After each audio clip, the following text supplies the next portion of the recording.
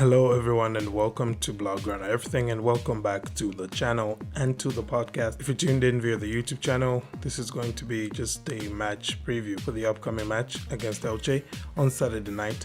Whereas if you're listening to the podcast, congratulations, you're going to get a little extra with some transfer rumors sprinkled in at the end after we talk, match preview, just so we can get a more podcastly appropriate runtime. More podcasty length to the podcast, So if you're not subscribed to the podcast on Spotify or on Google Podcasts, I guess there's some extra motivation for you to do so. You're gonna get some much longer and juicier, as in juicier episodes on there. Plus, I really want to start separating my content to have, a bit more of a distinction that some of the stuff will strictly be for YouTube and other stuff will strictly be for the podcast. So if you haven't already, please do hit that subscribe button on both the YouTube channel as well as the podcast. So subscribe to both. You can get the best of both worlds. Okay. Now, enough said, let's get straight into the match preview stuff. For the game against Elche at the Estadio Manuel Martinez Valero, as La Blaugrana finally returned to league action, hoping to maintain that 12-point lead. And I guess it probably also goes without saying, guys, that if you enjoy this video, for those watching on YouTube, do hit like and do hit subscribe. And hit that little bell icon as well, so you can get the notifications when I do upload, or like I just did now. Don't know when you're listening to this, but yeah, I just did that. Okay, so coming into this match, Barca and Elche sit in first and 20th places on the La Liga table. Barcelona 12 points clear of second place Real Madrid, as I said earlier, and meanwhile Elche are 13 points behind 19th place Almeria after what was honestly for them a comically bad start to the season. They only recorded their first win of the season on the 4th of February, and it came very much as a shock, a huge shock, because that win was against Villarreal. In the last 5 league matches, though, Elche and Barcelona have had following form. Elche have had 3 losses, 1 draw, and 1 win, whilst FC Barcelona have recorded 4 wins and 1 loss. That 1 loss, very crucially, coming against Almeria, who are in 19th place, right? And that could be something that we'll talk a little bit more about later. But as you would expect, Barcelona are going to come into this match in better form, and for Barca, it really is one of those games where they have pretty much nothing, almost nothing, should I say, to gain, apart from keeping a 12-point gap. They've got nothing really much to gain and everything to lose. And that fact, along with the fact that Barca have a Copa del Rey semi-final second leg tie against Real Madrid 3 days after Saturday's game, is going to be something that Elche will be hoping to capitalize on, because it's largely expected that Barcelona might do some rotations. And we all know how well it goes for Barca when they rotate after an international break.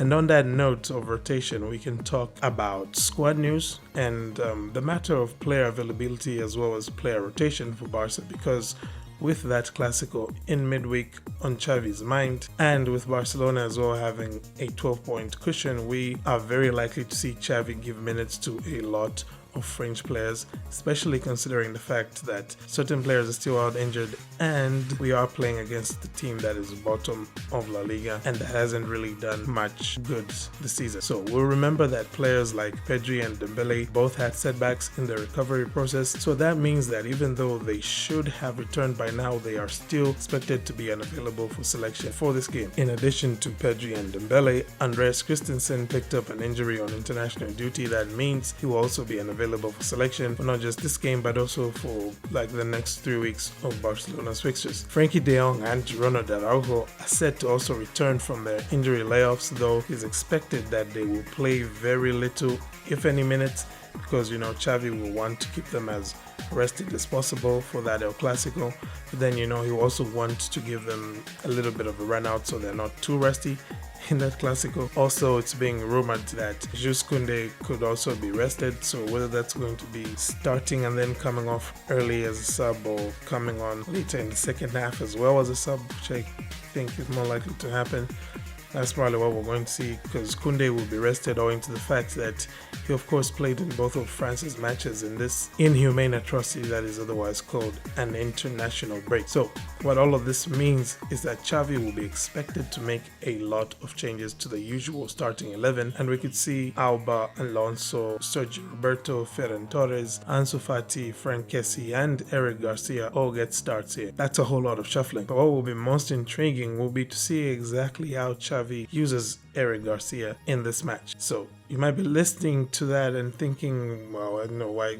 What are you on about? Like, why would that at all be intriguing? Well, you see, there have been reports that have emerged that Xavi has recently been experimenting with Eric Garcia's position. He's been trying him as a pivot. As reported by La Level's 21 Marti, the option of changing Garcia's position and trying him as a pivot is gaining momentum. Xavi is seriously thinking about it. Eric's presence in midfield has increased in a recent training session, and his performance is convincing the coaching staff. This news is, of course, coming off the back of some surprising, you might say, maybe transfer rumors linking Eric Garcia to a summer transfer to Arsenal. This coming summer, Arsenal will try and sign him with good reason, which we're going to get into anyway once we're talking about those transfer rumors on the podcast, so you'll be sure to check that out. Anywho, with all of that in mind, pivot Eric Garcia and all that stuff, I would expect a heavily rotated Barca to set up as follows. The formation should be a 4-3-3 here, just good old-fashioned normal 4-3-3, not the asymmetric 4-3-3 with the false winger. Up front, we should see Ansu Fati, Robert Lewandowski, and Ferran Torres. Lewandowski will probably not play like the full 90 minutes here, especially should things go well for Barcelona. We might see him play maybe as few as, 50 minutes or maybe even just a half here, just once again to keep him rested as well for that El Clasico, looking at the fact that he was a busy man during this international break.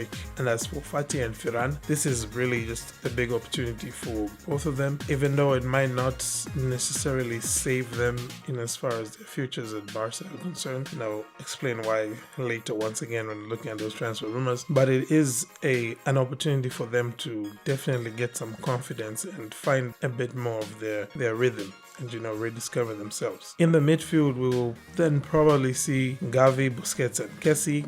Probably straightforward here. There's not really that many other options Xavi has to start in the midfield. Of course, you can talk about the guys like Casado from Barca B, but I doubt Xavi would start them ahead of Busquets, Xavi and Kessie. Of course, there's also Pablo Torre, who did play well in that during the international break in a match that he had for Barca B. He was impressive there. But I don't know if Xavi would start him, though. Might see him as a sub later on, once again, should things go well for Barca in this game. And to round it off, then we'll of course have that back four, and it's expected, from me at least. When I say it's expected, I'm talking about my own expectations here, okay guys?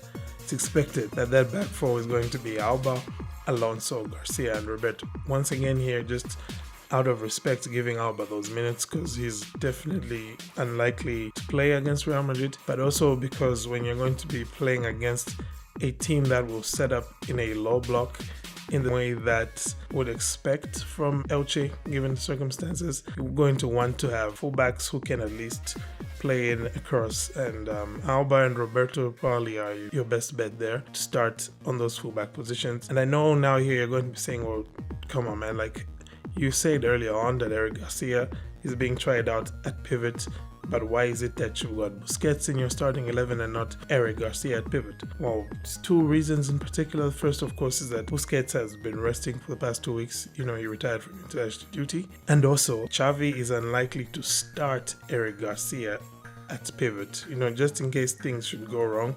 You don't want them to go wrong whilst Garcia was playing pivots because everyone will point to him. So he's most likely to start Busquets, and then maybe in the second half, when we do get those substitutions to rest players, Busquets would definitely probably get to rest here. Should things go well for Barca, again, I reiterate, this is in the case where Barca are winning like 3-0 or 4-0 at halftime, right? So yeah, we could then maybe see Xavi pull off Busquets and maybe pull off Roberto as well, and then throw on Araujo, throw on Kounde, and in so doing we can then see maybe Eric Garcia move up the pitch to play as a pivot in place of Busquets. Alright, aside from that, of course, it's just in between the sticks, which we can expect should be Marc-Andre ter Stegen there. As for the result, this game actually is a tricky one to call. Barca matches after an international break always tend to be a little touch and go. and the performances tend to take a while to reach the optimal level for Xavi ball. So I would expect that Barca will have a difficult match here, especially since Elche have had 2 weeks to work on their tactical shape, 2 weeks to work on that and their game plan as well. So you can expect that we'll see a very well organized deep block here from Elche, trying to hit Barcelona on the break, just more or less what we saw against Almeria.